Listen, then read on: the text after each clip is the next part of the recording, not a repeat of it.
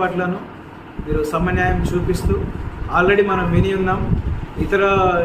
ఎవరైతే బైబిల్ని దూషించారో, యేసుక్రీస్తు వారిని దూషించారో, మరియమ్మను దూషించారో వారందరి మీద కూడా ఎఫ్ఐఆర్లు అయ్యి ఉన్నవి. కానీ వారి మీద ఎలాంటి చట్టపరమైన చర్యలు తీసుకోలేదు.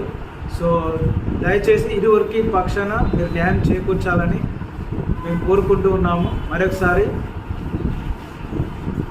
అజయ్ బాబు అన్నగారు ఎక్కడ ఉన్నా క్షేమంగా ఉండాలని కోరుకుంటున్నాము. సో దయచేసి వారిని చూపించండి, ఎక్కడ ఉన్నారో వారితో మాట్లాడించండి. మేము కూడా సపోర్ట్ చేస్తూ ఉన్నాము. పోలీసు వారు చేసే ప్రతిదాన్ని మేము సహకరిస్తూ ఉన్నాము. చట్టపరంగా న్యాయపరంగా మనం వెళ్దాము. సో మేము అన్నిటికీ ఉభయ కలిగి ఉంటాము కనుక దయచేసి ఇలా అర్ధాంతరంగా తీసుకురాకుండా నోటీసులు ఇస్తూ కుటుంబానికి తెలియజేస్తూ తీసుకోవడం మంచిదని మా ఆలోచన.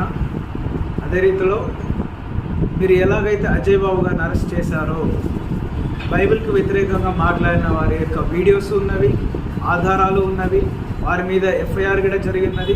వారిని కూడా అదే తరహాలో మీరు చట్టపరమైన చర్యలు తీసుకోవాలని మేము కోరుతూ ఉన్నాము. మీరు తీసుకుంటారని మేము విశ్వసిస్తూ ఉన్నాము. మరొకసారి అన్న కుటుంబానికి మేము అండగా ఉంటూ ఉన్నాము. అదే రీతిలో ప్రవీణ్ అన్న విషయంలోనూ న్యాయం జరగాలని కోరుకుంటున్నాము. సో ప్రవీణ్ అన్న విషయంలో, రిపోర్టు విషయంలో, అన్నిటి విషయంలో న్యాయం జరగాలని సో తన కుటుంబానికి మరొకసారి మా యొక్క ప్రగాఢ సానుభూతి తెలియజేస్తూ చివరిగా చెప్పేది మరొకసారి ఒకటే, అజయ్ అన్న ఆ మాటలు అన్నాడు అంటే కారణం ఏంటో ఒకసారి మనం గమనించాలి. ఎందుకు అన్నాడు మనం గమనించాలి, సందర్భాన్ని మనం గమనించాలి, ఎవరి వల్ల మనం అన్నాడు గమనించాలి.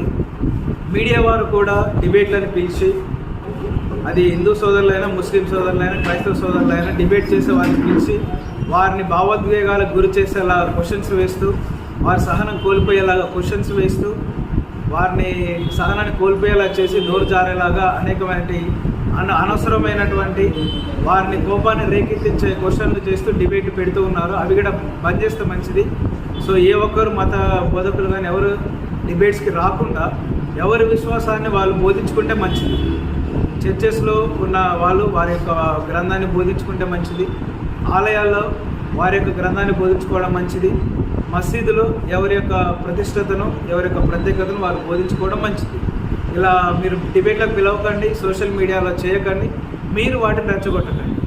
సో దయచేసి ఇలా ఉండాలని కోరుకుంటూ మరొకసారి అన్నకు న్యాయం జరగాలని, అజయ్ అన్నకును ప్రవీణ్ అన్నకు న్యాయం జరగాలని కోరుకుంటూ సేవకుల పక్షముగా, అదే రీతిలో మా సంఘ పక్షముగా మేము మా యొక్క వాయిస్ని వినిపిస్తూ మేము ముగిస్తూ ఉన్నాము. అందరికీ వందనాలు.